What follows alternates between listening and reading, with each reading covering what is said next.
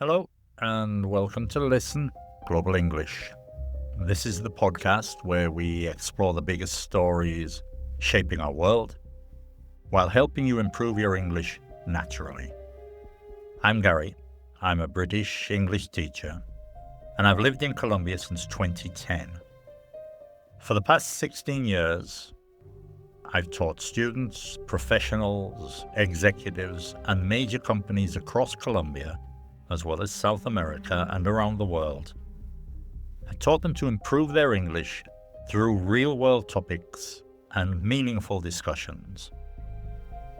Today we're tackling one of the most important questions of our time.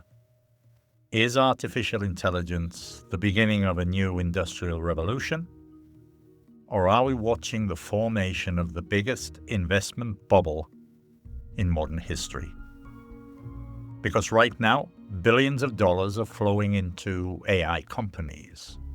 Some of the world's most valuable private firms are preparing to enter public stock markets. Investors are excited.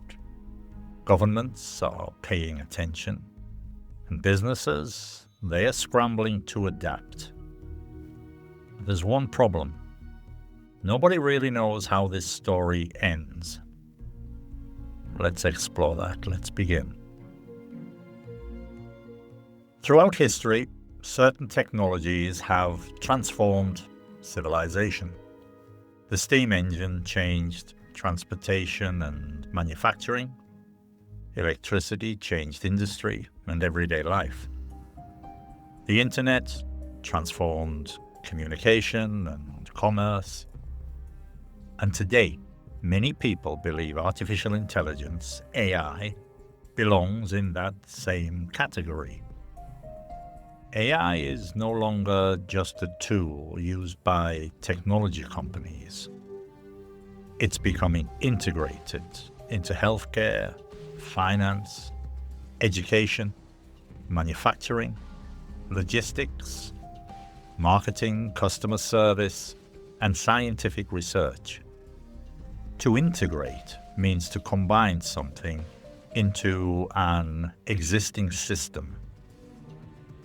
For example, many companies are integrating AI into their daily operations. And the scale of investment is astonishing. Investors are putting hundreds of billions of dollars into AI infrastructure.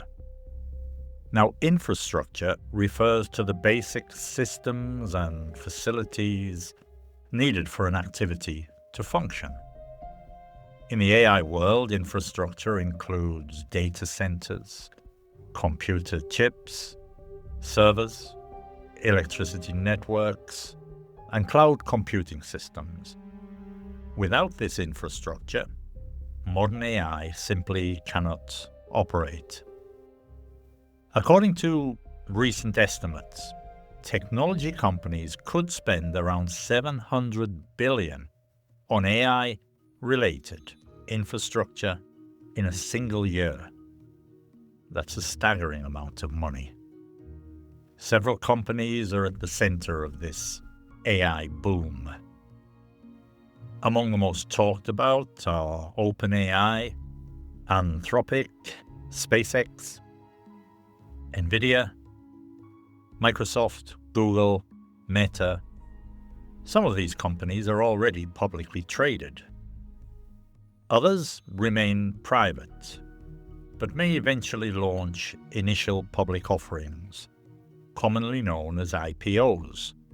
An IPO, an initial public offering, occurs when a private company sells shares to the public for the first time.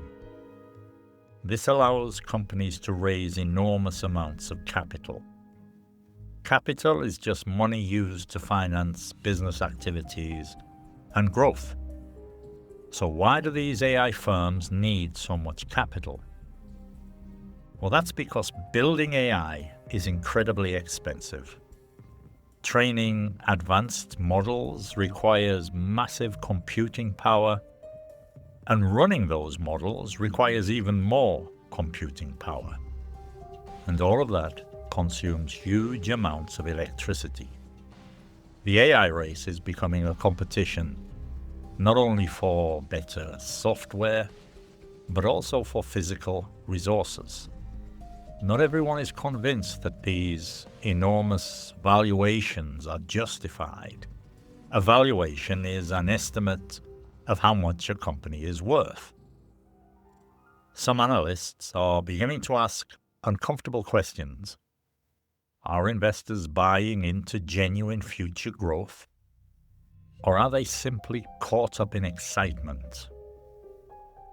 And this concern leads us to a word that frequently appears in financial history, a bubble.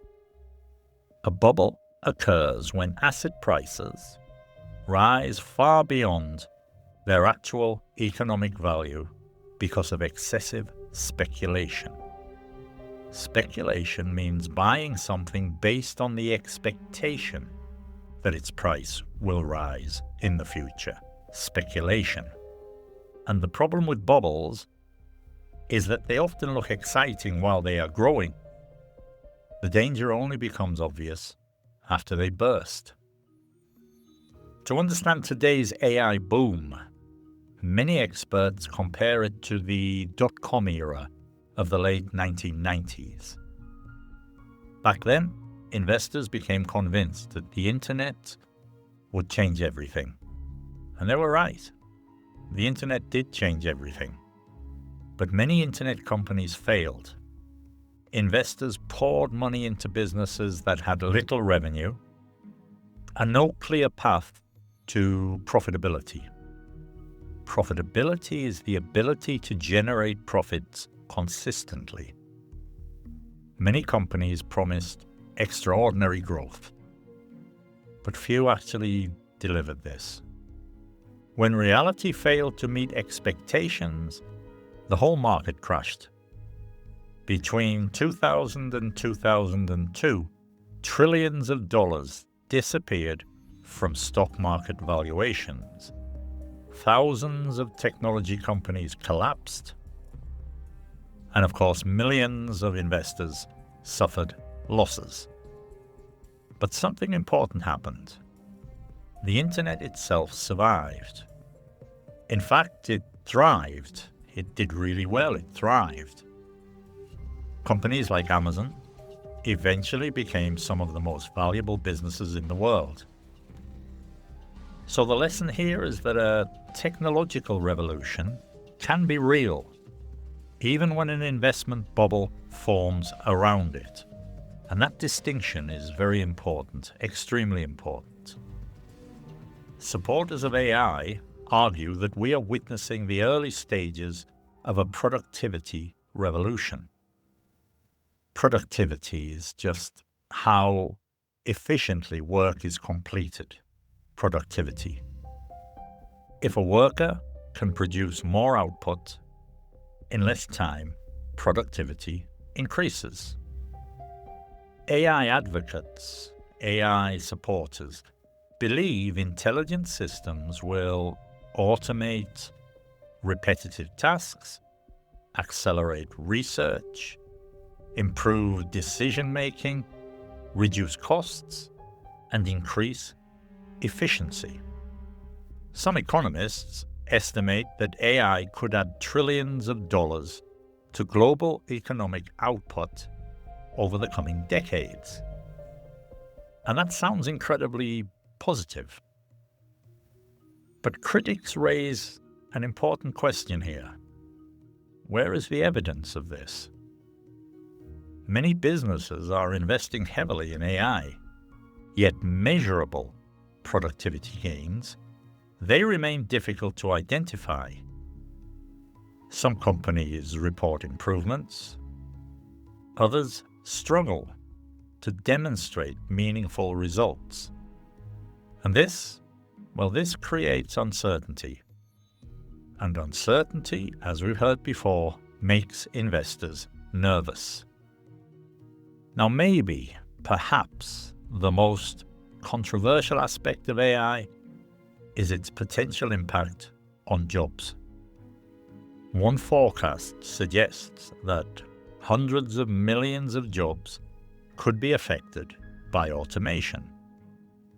To automate just means to replace human labor with technology. And at first glance, at first look, this looks alarming. But history tells a more complicated story. When machines transformed agriculture, many farming jobs disappeared. However, entirely new industries emerged. And when computers entered workplaces, some jobs, they vanished. But new professions appeared. The World Economic Forum predicts that AI may eliminate millions of jobs while simultaneously creating millions of new ones.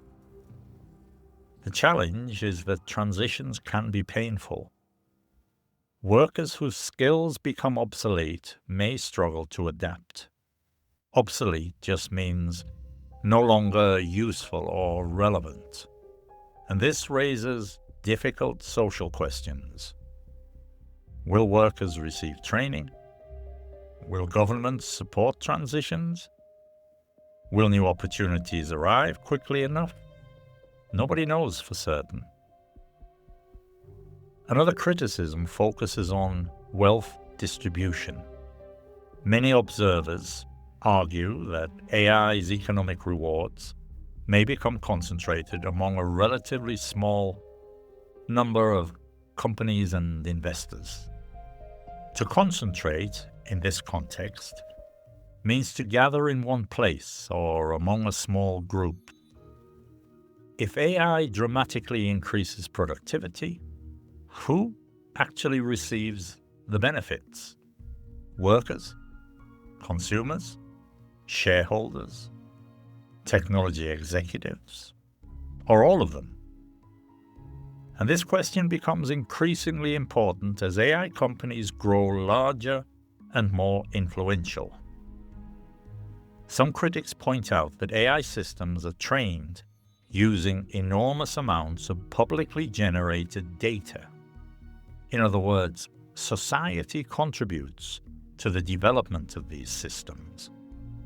Yet the financial rewards may flow mainly, to a small group of corporations. And this remains one of the most heated debates surrounding AI.